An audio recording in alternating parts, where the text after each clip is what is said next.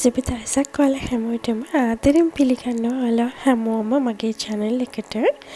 අද මම ඔයගලන්ට වීඩියෝ එකකින් ඉදිරිපත් කරන්නේ මේ දවස්වල මගේ ගෙවත්තේ පිපිලා තියෙන ලස්සන මල් වර්ග මොනවද කියලා.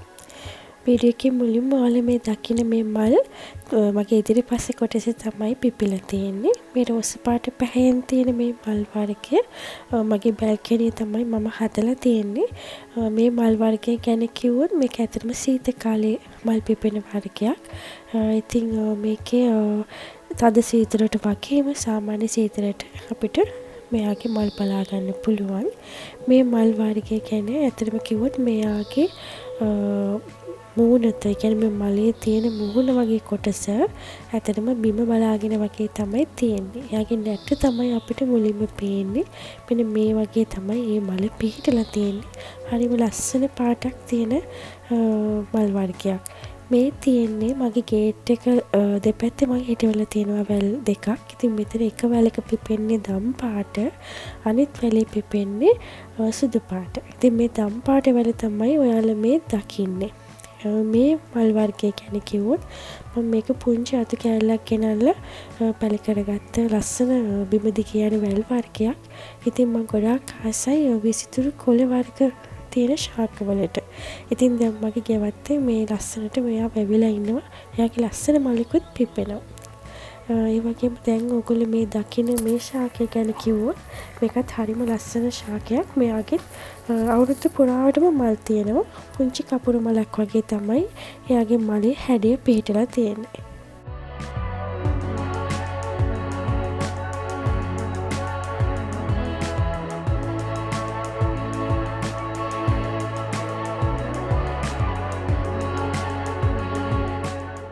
මේ තියෙන්නේ අපේ තාප්පේ අයිනේ තියෙන ලස්සන රෝස පඳුරක්. මේකෙත් ලස්සන රතු පාටට රෝස මල් පිපෙනවා.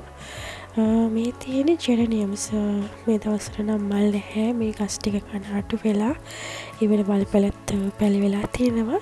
ඉතින් මේ ඔක්කොම සුද්ධ කරලා පොහොර දාලා මම ආයෙත් පස් අලුත් කරනවා.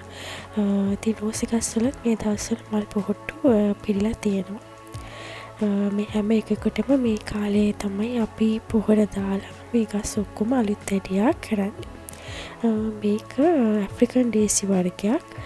මේකේ පාට කිහිපයක් මල් ළඟ තියෙනවා.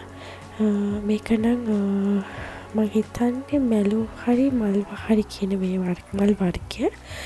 මෙතන තියෙන පියෝනි.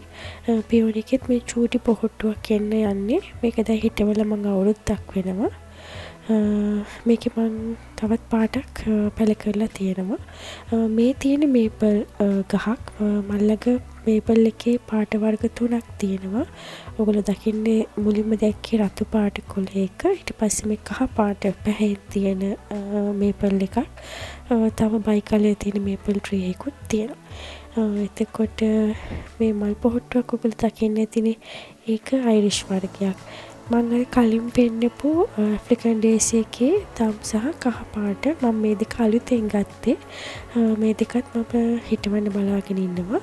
මේ තියෙන්නේ අපේ අලිගැට පෙර ගහ. සීතලකට පස්සේ එයා දැන් දළු දාගෙන එනවා. බලමු ඉස්සරහට එයා කොහොමද පැලවෙන්නේ කියලා. අර ඔයගොල්ලෝ මුලින්ම දැක්කනේ මම කිව්වේ මේ අයිරිෂ් වර්ගයක් කියලා. මේක මුලින්ම මගේ ගෙවත්තේ පිපෙන්නේ. මට හෝමාරුවකින් හම්බුනේ මේක. මේ තියෙන්නේ හයිඩ්‍රේන්ජියා වර්ගයක්. මේකේ කොළ බයි කලර් එකකින් තියෙන කොළ හයිඩ්‍රේන්ජියා වර්ගයක්. මම මේක ගිය අවුරුද්දේ ගත්තේ.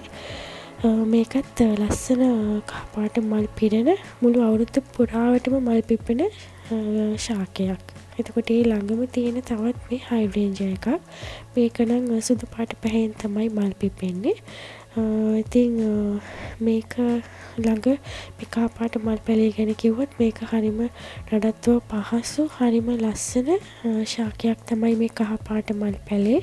ඇත්තටම මට මේකේ නම නම් මතක නෑ. හරිම ලස්සන මුළු අවුරුදු පුරාවටම මල් තියෙන ගහක් නිසා මම හරි ආසයි මේ ගහට. මේ චූටි දම් පාට මල් වර්ගයත් හරිම ලස්සනයි. එයාගෙත් පාට ගොඩක් තියෙනවා. මේ සුදු පාට මල් වර්ගයත් මට පුංචි අතු කෑල්ලකින් මම හදාගත්ත පැලයක්. මේ තියෙන්නේ ඇත්තටම අපි අර සමනල මල් කියන කුලයට අයිති කරන ශාකයක්. එයත් දැන් මුලින්ම එයාගේ අලෙන් එන්නේ කොලයට කලින් මල් පොහොට්ටු තමයි මගේ මේ පළවෙනි පාර මේ ශාක හදාගත්තේ. මල් ළඟ මට අල ගොඩක් හම්බ වුණා. මම මිලදී ගත්තා. ඉතින් මේ මල් පොහොට්ටුවයි අර ඈතින් ඔයගලන්ට පේනවා මේ පැලේ පුංචි කොලයකුත් තියෙනවා. ඉතින් අපි බලමු ටික ටික දැන් මේ මල පිපෙන්න ටික දවසකට පස්සේ මල චුට්ටක් පිපෙන්න ඇවිල්ලා තියෙනවා. ඉතින් ඊට පස්සේ ඉස්සරහට යනකොට ඔයගලන්ට දකීවි මල චුට්ටක් පිපෙන්න වගේ ඇවිල්ලා තියෙනවා. ඉතින් ඒ වගේ දවස් කිහිපයක වගේ තමයි මම මේ වීඩියෝ ටික එකතු කරලා තියෙන්නේ. හරිම ලස්සන පාටක් ඔයගොල්ලෝ දකින්න ඇති.